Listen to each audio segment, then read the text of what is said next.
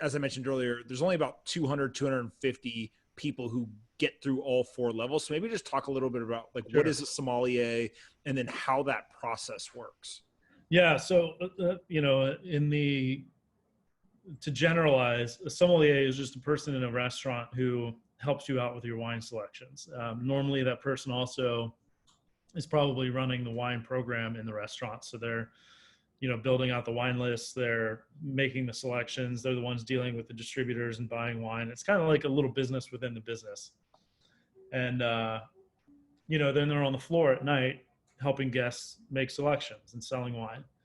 I think the word sommelier has kind of expanded since when I first started doing it to mean a lot of different things. Like a lot of people in distribution or people who are teachers in wine, or even like certain people who work on the production side will call themselves sommeliers. In my mind, and there's an argument in the industry about like what is the sommelier, what does exactly that term mean? But in my mind, it's always been a position in a restaurant where you're helping guests with wine selections. Now, the Master Sommelier title is a distinction and a credit that's like earned through going through this series of examinations. So it's a little bit different. It's a title. It's not a position in a restaurant like the word sommelier is. And to earn that title, you go through these different levels. So level 1 is basically a very introductory test where you go and for like 2 days, you're, you take like a wine course, and at the end of the course, you take a written exam, and it's like 80 multiple choice questions, and you either pass or you don't. Pretty straightforward. The pass rate's really high. If you know anything about wine going into it, you can probably do pretty well. And people from all different industries will go take this test just to learn a little bit more. It's really interesting. Level 2, once you pass that level 1, you're allowed to take level 2. Is more to it. It gets broken into 3 pieces. There's a service piece, there's a tasting piece, and there's the theory, or kind of like the written examination part. It's definitely harder. You probably need a little bit of restaurant experience to be able to get through it. You need to have been blind tasting and like learning how to blind taste a little bit in order to get through it. It's still quite basic, but it's definitely much harder than the first exam. So the pass rate goes from, call it like 90 or 95% at level 1 down to about 50% for level 2. But let's say you get through it, then you're entitled to go for level 3, which is called the advanced exam.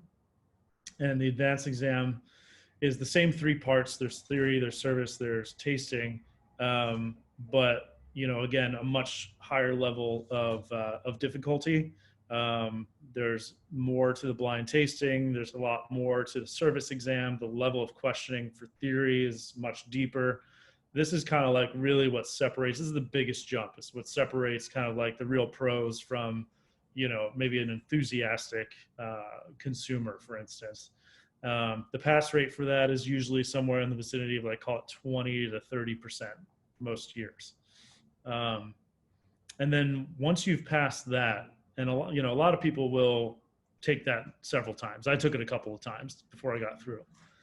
Once you're through that, then you have to wait to be invited to take the master's exam. So that's level 4. And it's basically the exact same test as the advanced exam in the sense of how it's set up. Same number of wines that you blind taste, the same 3 sections. But again, the level of difficulty of questioning goes up. The intricacy of service that you need to perform goes up. And the wines that they pour you for the blind tasting get a little bit more difficult. And you have to score, to pass, you have to score at a higher rate. So it's quite difficult, and the pass rate drops down to somewhere below 10%. Some years it's like 3%, some years it's 5%, some years it's a little bit more than that. But if you get a 10% pass rate, that's really strong. And a lot of people never get through. I know a lot of people in my industry who've taken it numerous times and never get through. And the thing is, you can only take it once a year. So there's a lot of people who have been in the program. You usually by the time you even get to that level, you've put in years of your life to begin with. And then I know some people have taken the master's exam a dozen times, or close to a dozen times. It's just an enormous amount of your time and energy that goes into it. So it's a very difficult test. So I knew nothing about wine in general. I would literally embarrass myself if I tried to pronounce 99% of wines. And I think we were at dinner once and you or somebody else brought up this documentary, Somm, which you were featured in. And so, of course, I went home and Plynn and I watched it. And I was blown away at, one, the fact that you subjected yourself to this, but two, just learning about how intense it is, right? So for those that don't know, you should, one, definitely go watch the documentary, but two, it's things like the blind test, right? Most people hear that and they're like, oh, okay, so what? You just close your eyes and you taste a wine. But it's not just like, hey, is this red or white? It's literally, where is the wine from? What year is it? What type of wine? What are the ingredients? Like the level of understanding and really expertise you have to have is pretty compelling. I mean, it blew my mind to the point where my favorite part of the documentary is like somebody's tasting wine and they're describing it as like a new can of tennis balls, or it tastes like or smells like cat piss. And like, and you're kind of like, wait a minute, this is such a granular understanding of wine and the different wine regions and periods of time, et cetera, that the study period, like how long did you study to actually pass that? Because it's not like you just study for 3 weeks, show up and like cross your fingers and hope you pass, right? No. So the total amount of time for me from when I took my introductory test at first level until I passed my MS was about 5 years. Which, there's people who have passed, who've gone through it much, like not much quicker than that, but a little quicker than that. That's relatively fast though. I would say the average has got to be somewhere in the like 7 to 9 year range for, I think, a lot of people.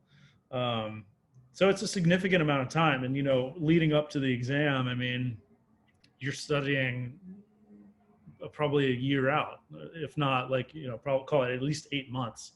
If you're not studying by 6 months out and prepping, you're behind. It's just an enormous amount of information to prepare for. And, the blind tasting piece of it is really difficult, like getting to the point where you can identify grape varieties and, where something's coming from and, picking the right vintage and things like that for the wines. It sounds like it's one of these things that you need to be like an innate taster for, but it's not necessarily that. It's just a shit ton of practice and really understanding and doing it over and over and over and over again. So it's a lot.